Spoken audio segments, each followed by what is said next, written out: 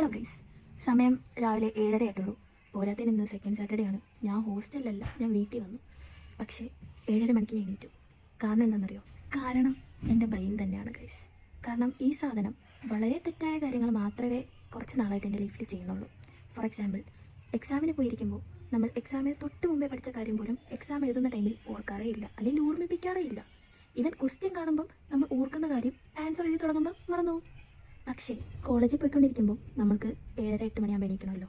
അപ്പം ദിവസവും എണീറ്റ് ഈ ബ്രെയിൻ അറിയാം നമ്മൾ 7:30 ആകുമ്പോഴാണ് എണീക്കുന്നതെന്ന്. പക്ഷേ ഞാൻ ഇന്നലെ രാത്രി അതിനോട് പറഞ്ഞിട്ടാണ് കിടന്നത്. എനിക്ക് 10 മണി വരെ ഉറങ്ങിയേ പറ്റത്തുള്ളൂ, കാരണം ഞാൻ വീട്ടിൽ വന്നേക്കുക. വീട്ടിലെ എനിക്ക് 10 മണി വരെ ഉറങ്ങാൻ പറ്റത്തുള്ളൂ. പക്ഷേ എവിടുന്ന്?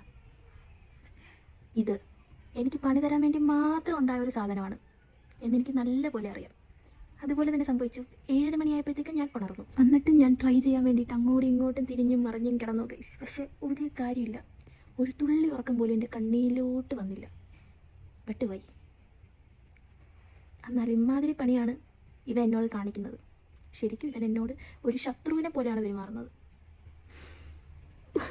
എൻ്റെ 10 മണി വരെ ഉറങ്ങാനാണ് ഞാൻ വിളിച്ചത്.